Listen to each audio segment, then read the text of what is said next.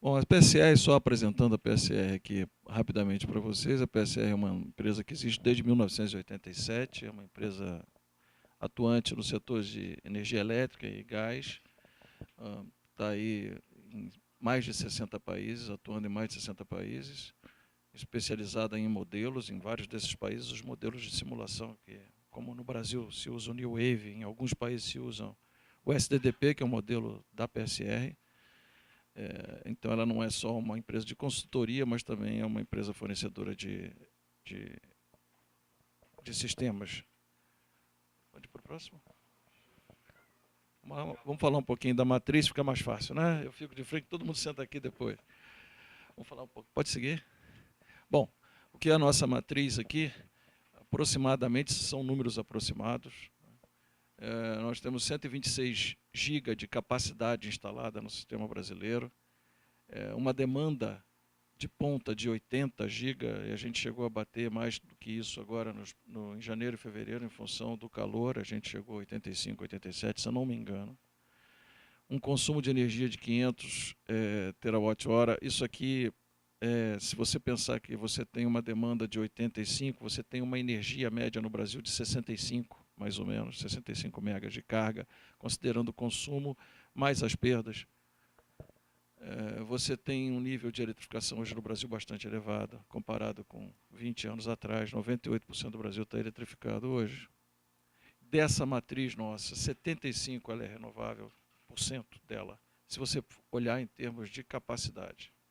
Se você olhar em termos de geração de energia, veremos que é maior a participação das renováveis. Mas em termos de capacidade, 75% dela é de renováveis, sendo as hidrelétricas responsáveis por 65% desses 75%. Temos aí 4% de PCH gás, 4% de biomassas, 2% de eólica, mas com 8 GB sendo construídos, a eólica vai passar a biomassa e PCH gás nos próximos 2, 3 anos e vai ter uma participação mais alta, chegando aí a algo perto de 7, 8% da matriz.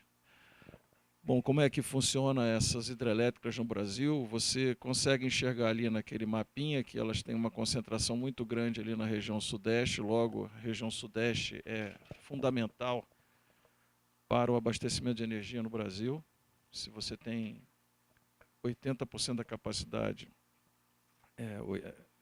75% renovável, mas 80% da capacidade hidrelétrica, de geração hidrelétrica, aproximadamente isso, em tempos como esse, tempos de recessão, 80% da energia gerada é hidrelétrica, mas em tempos normais, de hidraulicidade normal, você chega a gerar 90%, 92% de hidrelétrica no Brasil.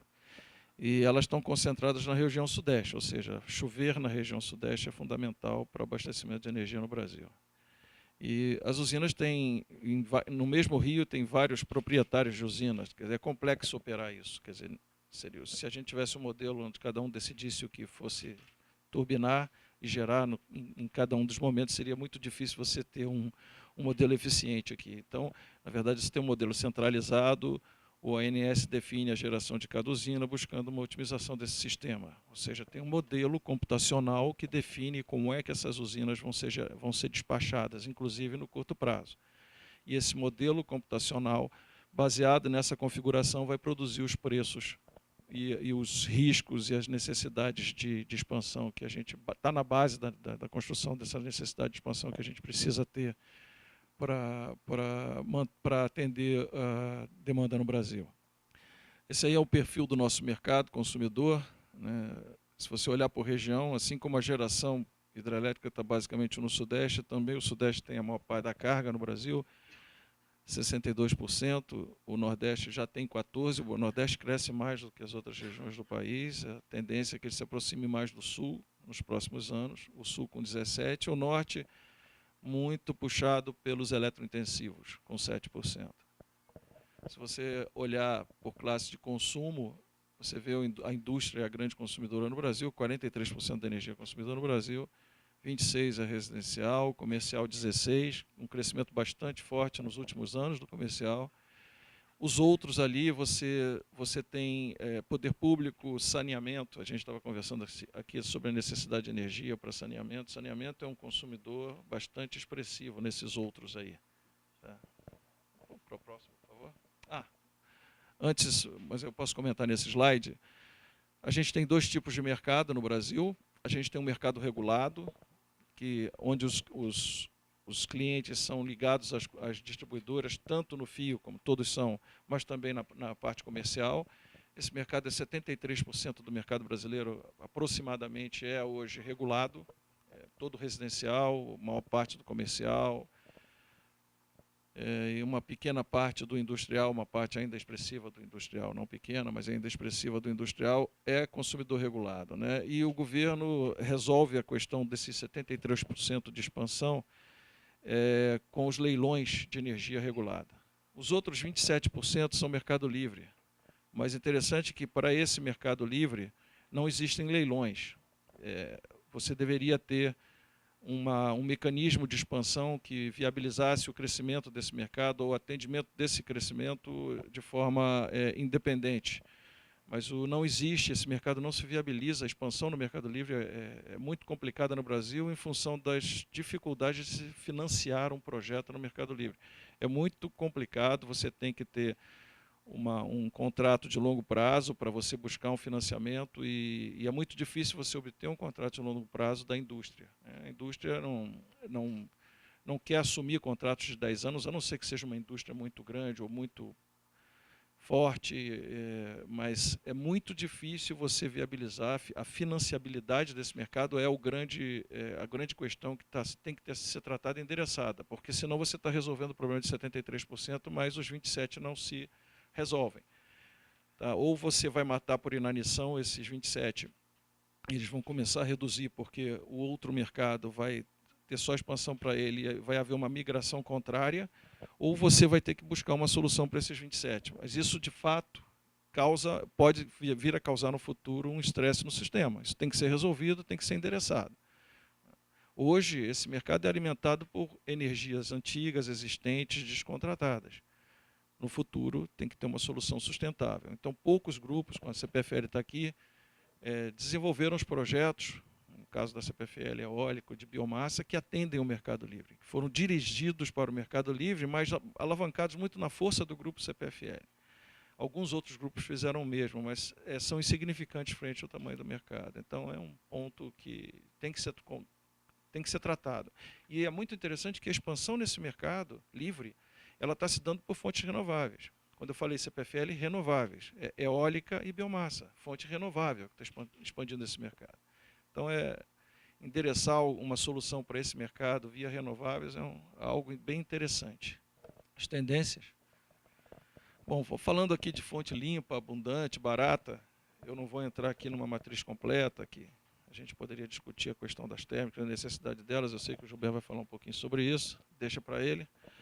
Mas a gente vai falar aqui que no Brasil a gente tem energia que não falta aqui. Tá? Então nós temos aqui em cada região, no norte a gente tem muita hidrelétrica ainda para explorar, no nordeste você tem as eólicas, com um fator de capacidade espantoso, que espanta o mundo inteiro, até a gente, porque a gente acha que a gente de vez em quando está otimista demais, no fator de capacidade dessas eólicas. No sul tem eólica também, sem falar nas térmicas, vou deixar para o Gilberto. E a bioeletricidade no Sudeste, Centro-Oeste, que está muito subutilizada. Tem uma capacidade absurda para ser utilizada e não está sendo utilizada. E a gente vai mostrar um pouquinho o que está acontecendo, o que travou um pouquinho a evolução da biomassa. Se você olhar as fontes, a gente focando no gráfico, você vê que elas são complementares. Você vê a hidrelétrica, ela gera mais nos períodos úmidos, lá, ó, janeiro é vermelho, o traço vermelho é a hidrelétrica, e no período seco gera menos, mas em compensação você vê que as eólicas, elas ventam mais exatamente no período seco. Quando chove menos, venta mais. E você tem a biomassa também, que a safra de biomassa é exatamente no período seco. Ou seja, nós ainda temos essa sorte no Brasil de ter fontes complementares. Sem falar que na hidrelétrica, ela está conjugada aí, o sul e o sudeste se complementam. Pena que o sul não tem uma capacidade tão expressiva, um potencial tão expressivo de geração, mas ele é um potencial que ajuda bastante. A gente estava comentando aqui que se vier o El Niño, tem uma tendência de ter um pouco mais de água no sul, ajudaria nesse período seco que vem por aí, porque você desestressa a necessidade do Sudeste em relação ao sul, pode até exportar energia do sul para o Sudeste, dependendo da quantidade de chuvas lá, porque o período úmido do sul é exatamente o período seco do Sudeste. Então ainda há essa complementariedade. O Brasil, parece que Deus está olhando por nós, apesar da gente estar tentando atrapalhar ele o tempo todo. Tá? Mas é bastante complementar, ou seja, a gente tem muita coisa para avançar aqui nesse sentido, principalmente das renováveis. Então, você vê o que vem acontecendo nos últimos leilões de energia regulado. Falamos lá que 73% do mercado estão sendo atendidos por aí. E você vê que nos últimos anos, basicamente, o que você tem tido é usina eólica dominando aqui. Pode passar o próximo, por favor? Isso. Você vê os grandes leilões estruturantes, ali são os leilões de hidrelétricas grandes, Madeira, Belo Monte. Pode seguir mais um? E aí você vê o domínio que houve de eólicas, por isso eólicas têm todo aquele potencial sendo construído, está crescendo mais que os demais. E esse domínio de eólicas tem muito a ver, como você vê aquelas cruzinhas, são os preços cadentes nos últimos leilões, e as eólicas vieram puxando esses preços para baixo. E aí, é uma coisa boa? Preço baixo. Só que as eólicas estão concentradas no Nordeste. 75% da capacidade eólica, de 75% a 80% está no Nordeste, 20 a 25% no Sul. E se para você explorar aquela capacidade no Nordeste, você tem que construir transmissão. Tem um custo de transmissão forte aí. Tem perdas no sistema que você está agregando. E quando você está definindo a expansão do sistema, você não busca o ótimo global. Não dá para entender por que não. É possível fazer, é possível medir as externalidades da biomassa, medir as externalidades das PCHs, e você colocar essa ponderação na hora da escolha. Tá? Mas hoje no Brasil você escolhe o mais barato da energia, mas pode não ser o mais barato na conta do consumidor, porque você ainda tem os fios para pagar, as perdas para cobrir. Tá? Então a gente está concentrando a eólica no Nordeste, mas tem que construir transmissão para isso, e a gente tem visto os problemas que a gente tem tido com as transmissões das eólicas, várias atrasadas. Na verdade, na hora que o sistema está mais precisando, você não tem a eólica porque não tem a transmissão. Sem falar na interconexão com o Sudeste, que é onde é o grande centro consumidor. Quanto mais distância da geração para o centro consumidor, mais perda a ser coberta. Então, você tem que medir todas essas externalidades, e a diferença da eólica tem que compensar todas essas externalidades. E isso não está sendo medido no Brasil. Se tivesse sendo medido, as biomassas já teriam mais alavancagem, estariam com uma participação mais expressiva naquela matriz e já com uma direção de expansão muito mais interessante do que o que a gente está vendo ali. Tá? Então, isso é fácil de fazer, não é difícil. A gente fez um exercício sobre isso, apresentou outro dia lá na Câmara, mas a gente não entende exatamente por que essa coisa não sai. Tá? Existem outros interesses políticos que estão por trás desse processo. Então, essa indesejada realidade as PCHs, as biomassas, foram banidas da expansão em função das eólicas muito baixas. Você não viabiliza as PCHs, não viabiliza as biomassas. Mas se você fizesse uma valorização correta e desse o sinal econômico correto, você estaria viabilizando sim biomassa, estaria viabilizando algumas PCHs. Então a gente tem que dar uma olhada nessa matriz, diversificar essa matriz, considerar esses custos de transmissão, as incertezas que a gente tem. Cada vez mais temos restrições ambientais para construir transmissões longas, muitos problemas mesmo. Então, não pode se virar o rosto para lá e depois deixar, na hora de acontecer, arranjar desculpa por o que está acontecendo só. Bom, isso aí é falando dessa realidade da eólica que eu falei, os patamares de fator de capacidade, sempre na faixa de 45% a 50%. Isso é fantástico. O Brasil tem eólica com fator de capacidade parecido com as hidrelétricas. Se você pegar as hidrelétricas antigas no estado de São Paulo, Jupiá, Ilha Solteira, elas têm fator de capacidade de 55%. Você tem eólicas ali com 55%. Nós somos céticos um pouquinho em relação a isso. Tá? Achamos que há muito otimismo nisso tudo. E o mundo todo, quem vem de fora, que pôr dinheiro aqui, também olha com certo... reage um pouco, mas, de fato, é diferenciado. O Brasil é diferenciado, tem muito a explorar nisso daí. Bom, então eu falei já antecipei que os leilões regulados deveriam considerar adequadamente as externalidades. No caso da biomassa, como eu falei aí, se você somasse todas as externalidades da biomassa, você colocaria um diferencial para a biomassa de R$ 30 por megawatt-hora, que já equipararia a biomassa às eólicas nos leilões regulados. E esse sinal ele tem que se manter para o Mercado Livre. Lembra, o Mercado Livre, na verdade, ele já tem parte desse sinal já inserido dentro dele. A questão que não permite a evolução desse mercado é basicamente a financiabilidade das plantas no Brasil. E aí vem o sol, né? E como é que está a solar? É interessante a solar, e você vê durante os horários do dia como é que ela gera. Isso aí é no Rio de Janeiro, entre fevereiro e julho, você vê que há uma diferença, mas não é assim também tão expressiva. Você tem uma boa possibilidade de gerar com o solar nos horários durante o dia e, mais do que isso, pode ir para a próxima, e uma bela sinergia com o ar-condicionado. Então, se pegar a cidade como o Rio, mesmo São Paulo, capital, seria muito interessante você ter um portfólio de solar. Agora, a solar ainda tem um custo. Se você imaginar solar em grande escala para atendimento do mercado, é um custo que ainda não é competitivo, mas se você imaginar solar dentro da sua casa, com uma microgeração, pode seguir para a próxima, você já vê que ela é viável, pode ser viável. Essas áreas, quanto mais vermelha, melhor. Isso aí é uma ponderação, é um grid parity, é uma combinação entre tarifas e insolação. Tá? Então, você vê que você tem grande área do Brasil onde você colocar uma solar na sua casa para gerar energia naquela regulamentação nova, resolução 482, que permite você exportar em alguns horários do dia e trazer para o sistema, você já torna viável a implementação de solar.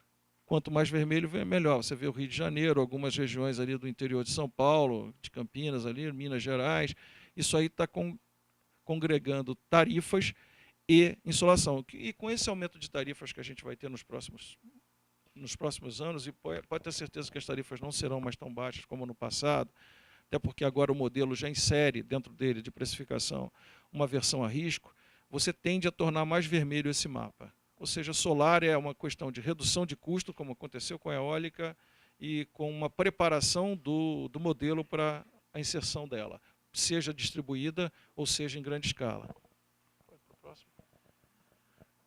Temos ainda a questão do lixo, um grande problema no Brasil. Eu acho que vocês devem estar tratando isso aqui. E pensar na incineração do lixo já é algo factível.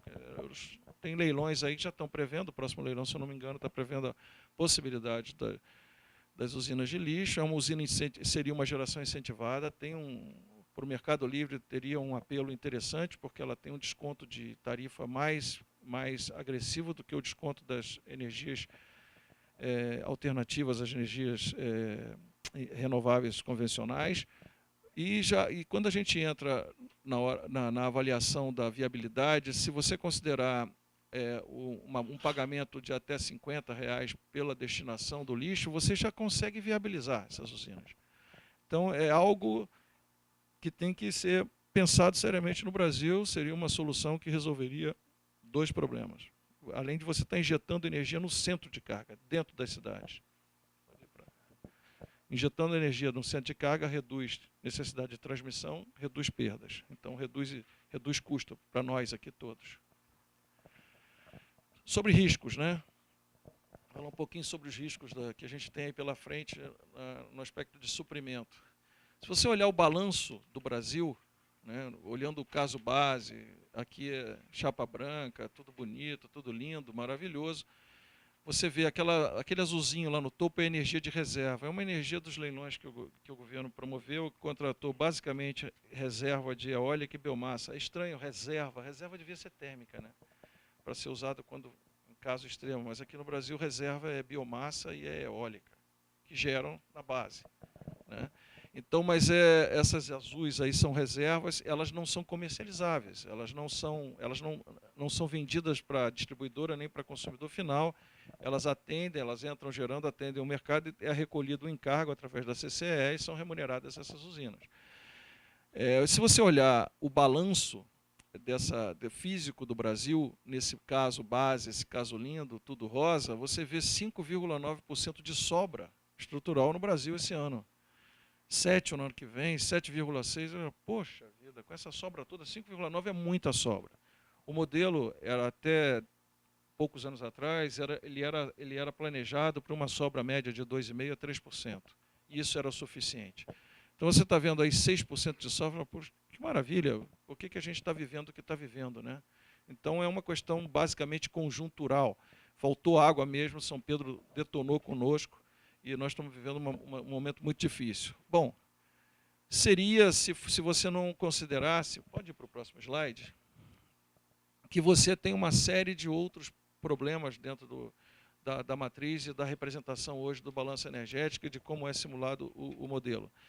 Na verdade, você tem várias plantas atrasadas que não entraram, não estão no sistema, né, e você que estão sinalizadas a entrar, mas que a gente sabe que não entrarão. Então, quando você faz esse ajuste e você cai na realidade, você vê que você não tem os 5,9, por exemplo, em 2004, você já está com 4,3.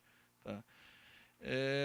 Por outro lado, quando a gente olha uma matriz dessa, é bom que a gente considere a inserção dos próximos leilões de A-3 e A-5 nessa matriz. A gente faz um ajuste aqui e ajusta a oferta. Aí vai para o lado da...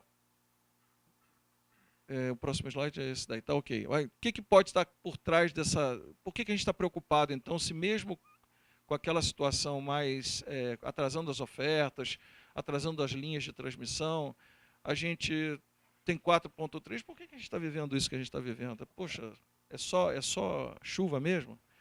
Bom, aí a gente foi olhar o ano de 2012, a gente estranhou muito 2012, porque 2012... ele iniciou o armazenamento como do maior armazenamento nos últimos 16 anos, janeiro de 2012. Ele tinha 78% de armazenamento, né? Então, o armazenamento 78% no ano maior era um ano tranquilo, não era? Vamos lá para o próximo slide. Só que quando a gente terminou o ano de 2012, a gente estava com o pior armazenamento nos últimos 12 anos, nos últimos 16 ele só era melhor do que 99 e era igual ao armazenamento do ano do racionamento, de 2001. Pensamos, o que está acontecendo aqui, né? Como é que estava a vazão? Aí fomos olhar a vazão era 87%, 90% da MLT, não era tão grave, era uma vazão razoável. E a gente foi dar uma estudada nesse processo e a gente fez o seguinte, a gente pegou e simulou o sistema, começando a simulação em janeiro daquele ano, considerando que a gente sabia as vazões que iam ocorrer o ano inteiro e considerando que a gente sabia a carga que ocorreu verdadeira. Então a gente sabia a vazão e sabia a carga, ou seja, vamos ver o que o modelo vai apontar. O que o modelo vai apontar está indicando o risco, as necessidades de investimento, está indicando os preços, né? E o modelo apontou para a gente vida tranquila. Você saiu lá de janeiro com os seus 78, 79, era mais ou menos isso, chegou em 50% em novembro, vida tranquila. Quando você foi olhar o que aconteceu de fato, é o azul. O ONS ali é o que aconteceu, realizado. Você saiu de 75 e, na verdade, chegou em 33.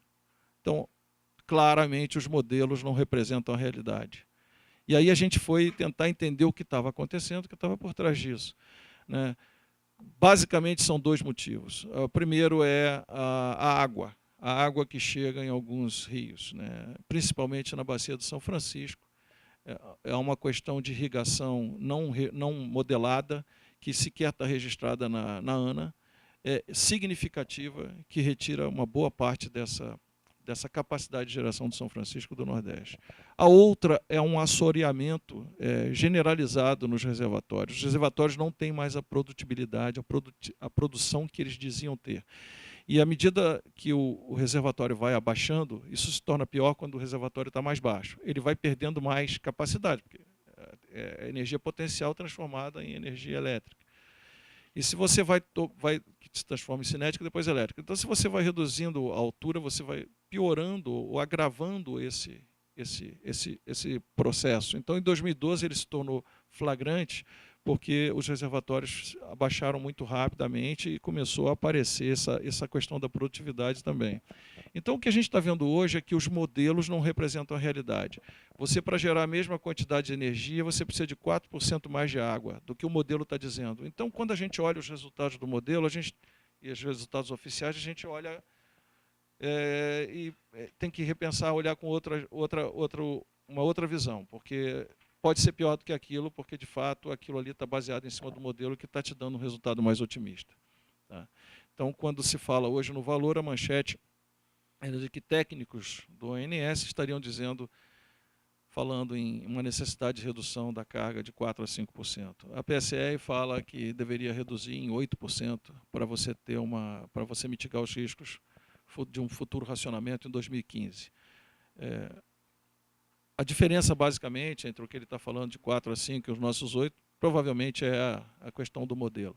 Tá? Então, 8% de restrição de demanda é uma restrição razoável, mas será muito melhor do que a gente ter uma redução de 20% em 2015. A profundidade pode ser muito maior se a gente deixar isso para frente. Então, esse é o grande risco que a gente enxerga daqui para frente. Acho que tem que ser endereçado, porque pagaremos todos, não tenha dúvida sobre isso. Tá? Então, era isso aí que eu tinha a dizer.